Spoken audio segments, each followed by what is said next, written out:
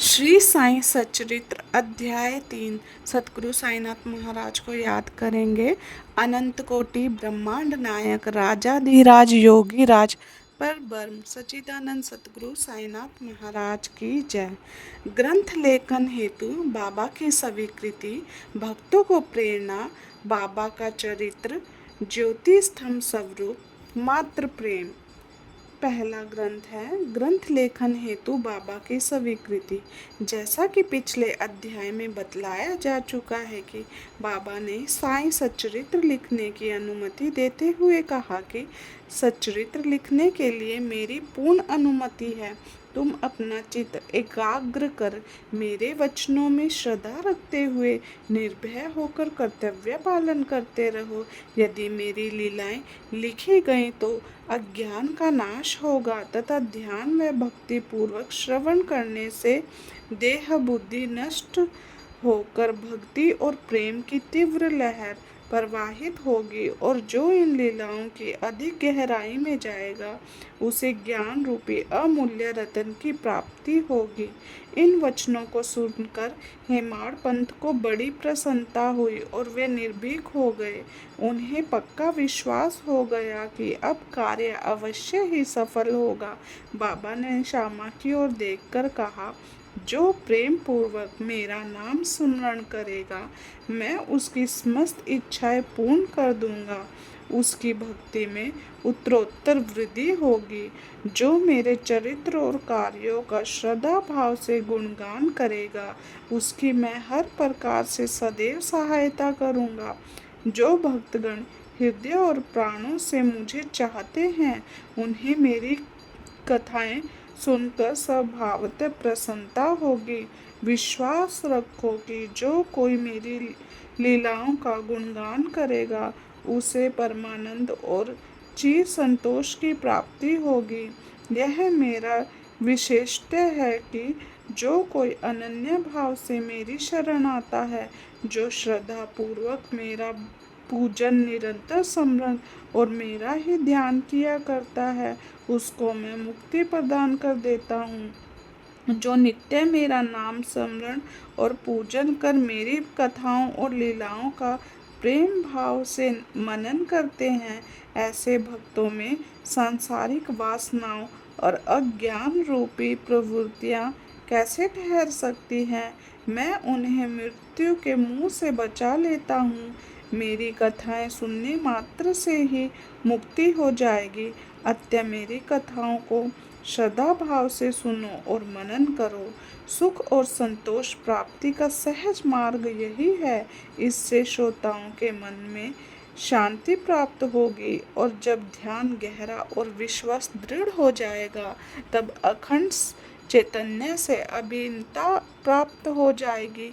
केवल साईं साईं के उच्चारण मात्र से ही उनके समस्त पाप नष्ट हो जाएंगे। भक्तों को प्रेरणा।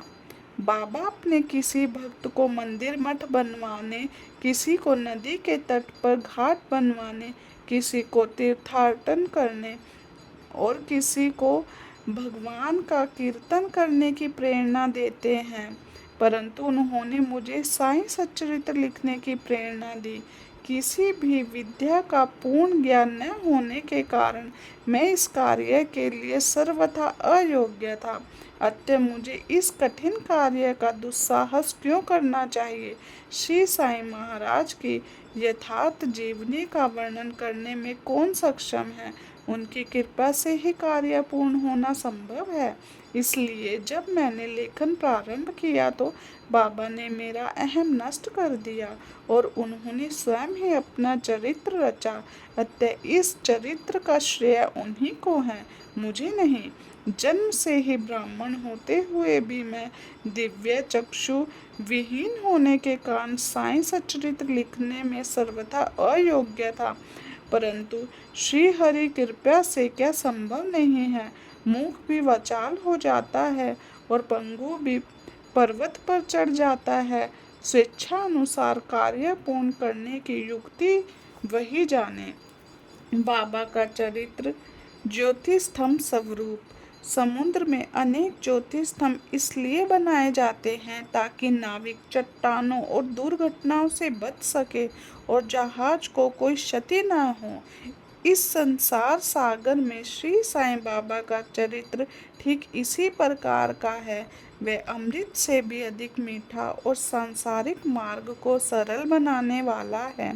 जब कानों के द्वारा हृदय में प्रवेश करता है तब देह बुद्धि नष्ट हो जाती है और हृदय में एक चित्र करने से सारी कुशंकाएं समाप्त हो जाती है।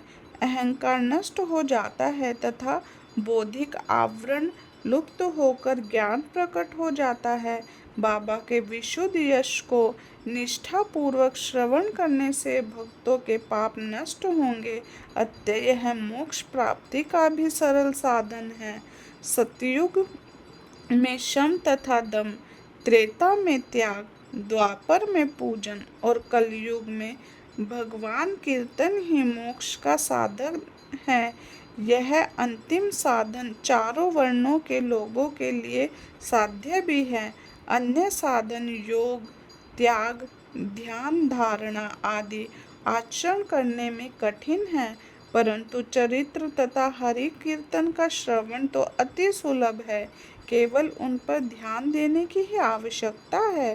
कथा श्रवण और कीर्तन में इंद्रियों के विषयों के प्रति स्वाभाविक विषयासक्ति नष्ट हो जाती है और भक्त वासना रहित होकर आत्म साक्षात्कार की ओर अग्रसर हो जाता है।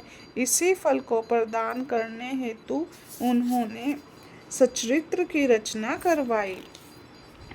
भक्तगण अब सरलता पूर्वक इस सच्चरित्र का अवलोकन करें और साथ ही उनके मनोहर स्वरूप का ध्यान कर गुरु और भगवत भक्ति के अधिकारी बने तथा निष्काम होकर आत्म साक्षात्कार करे। साईं सच्चरित्र के सफलता पूर्वक संपूर्ण होने को साईं महिमा ही समझे। हमें तो केवल एक निमित्त मात्र ही बनाया गया है। मातृ प्रेम। सभी जानते हैं कि गाय अपने बछड़े से बहुत प्रेम करती है। उसके स्तनों में हमेशा दूध भरा रहता है और जब भूखा बछड़ा स्तन की ओर दौड़कर आता है तो दूध की धारा स्वतः ही प्रवाहित होने लगती है। इसी प्रकार माता भी अपने बच्चे की आवश्यकता का पहले से ही ध्यान रखती है और ठीक समय पर स्तनपान करवाती है। वह बच्चे का श्रृंगार ठीक ढंग से करती है, परंतु बच्चे को इसका कोई ज्ञान ही नहीं होता। बच्चे के सुंदर श्रृंगार आदि को देखकर माता बड़ी प्रसन्न होती है। माँ का प्यार विचित्र, असाधारण और निस्वार्थ है, जिसकी कोई उपमा नहीं है। ठीक उसी प्रकार सद्गुरु का भी प्रेम अपने शिष्य पर होता है। ऐसा ही प्रेम बाबा का मुझ पर था। उदाहरण 1916 में मैं नौकरी से रिटायर हो गया। जो पेंशन मुझे मिलती थी वह मेरे परिवार के निर्वाह के लिए पर्याप्त नहीं थी। उसी वर्ष की गुरु पूर्णिमा के दिन मैं अन्य भक्तों के साथ शिरडी गया। वहाँ अन्ना चिरंचिणकर ने स्वयं ही मेरे लिए बाबा से इस प्रकार प्रार्थना की, उनके ऊपर कृपा करो। जो पेंशन उन्हें मिलती है वह निर्वाह योग्य नहीं है। कुटुंब बढ़ रहा है, कृपया और कोई नौकरी दिला दीजिए ताकि इनकी